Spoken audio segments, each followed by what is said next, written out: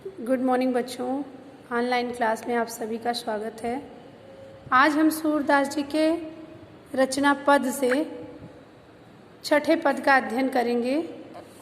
इस पद में गोपियाँ श्री कृष्ण की मुरली से ईर्ष्या करते हुए कहती हैं कि सखी रे मुरली लीजै चोरी, जिन गोपाल की नह अपने बस, प्रीति सबन की तोरी। छिन इक घर भीतर निसिबासर, धरत न कबहू छोरी। कबहू कर कबहू अधरनि, कट कबहू खोसत जोरी। ना जानौ कछु मेली मोहिनी, राखे अंग अंग भोरी। सूरदास प्रभु को मन सजनी, बंध्यो राग की डोरी।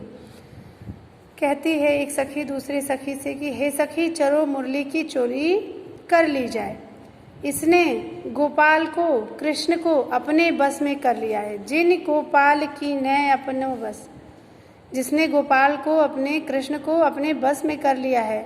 और प्रीति सबन की तोड़, और हम सबके प्रेम को तोड़ दिया है। कृष्ण के प्रति हमारे मन में जो प्रेम है उसको तोड़ दिया है। उनके हृदय में हमारे प्रति कोई किसी तरह का प्रेम नहीं है।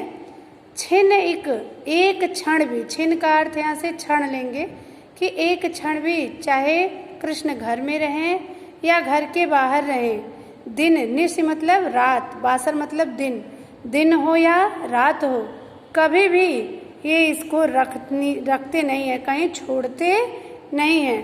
कबहू कर, कभी हाथ में, कबहू अधरन, कभी अपने होठों से, कट कबहू खोसत जोरी, और कभी अपने कमर के बंधन से बांधे रखते हैं। कभी अपने कमर में खोस लेते हैं और कभी अपने होठों से लगाए रखते हैं और कभी अपने हाथ में लिए रहते हैं। ना जानो कछु मेली मोहिनी, ये नहीं पता लगा सकते हैं हम लोग कि कौन सा मोहिनी मंत्र इसने कृष्ण के ऊपर मार दिया है।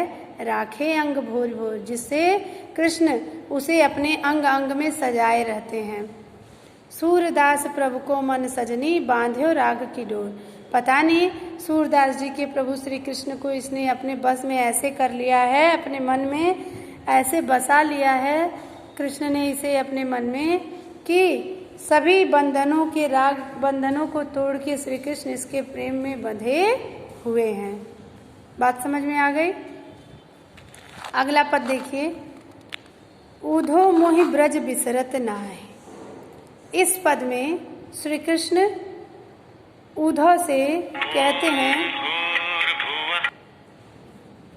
कि हे उद्धव, मुझे ब्रज भूलता नहीं है। अब कृष्ण ब्रज से मथुरा आ गए हैं, द्वारिका चले गए हैं और वहाँ जाकर ब्रज की बात बताते हैं उद्धव को और कहते हैं कि हे उद्धव, मुझे ब्रज भूलता नहीं है, मैं उसे भुला नहीं सकता।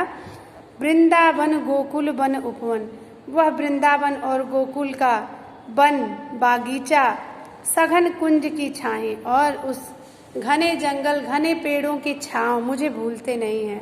प्रात समय माता जसुमति अरुनंद देख सुख पावत, सवेरे होते ही नंद बाबा और यशोदा माँ को देखकर जो सुख का आनंद होता था मुझे, वह बहुत ही आनंदित कर देता मेरे मन को। माखन रोटी दह्यो सजायो, माता यशोदा मेरे लिए माखन रोटी और दही सजाकर देती थी।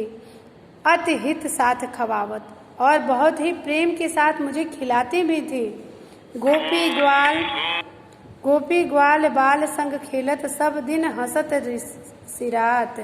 कहती हैं कि मैं गोपी ग्वाल बालों के संग हमेशा खेलता था और पूरा दिन हंसते हंसते बीत जाता था, व्यतीत हो जाता था। सिरात का अर्थ होता है व्यतीत हो जाना, बीत जाना।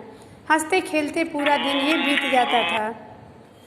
सूरदास धन धन ब्रजवासी, सूरदास जी के प्रभु श्री कृष्ण कहते हैं कि हे उद्धव, धन्य है ब्रज के वासी, जिनसो हित जदुदात, और जो यादवों के वंश भी धन्य हैं जो ब्रज में निवास करते हैं। ठीक है, इस तरह से इन दोनों व्याख्या को आप पढ़ लेंगे और काव्यगत सौंदर्य में ठीक वही लिखेंगे जो पहले भी लिखा है आपने। साहित्यिक भाषा, ब्रज भाषा, गेय पद, मुक्तक छंद, और इसमें तो वियोग श्रृंगार का वर्णन है। सखीरी मुरली लीजे चोरी में माधुर्य गुण है, और इसमें जो है इसमें भी वियोग श्रृंगार ही है, रस और गुण जो है वो माधुर्य ही है। तो इस तरह से आप काव्यगत सौंदर्य भी लिख लेंगे।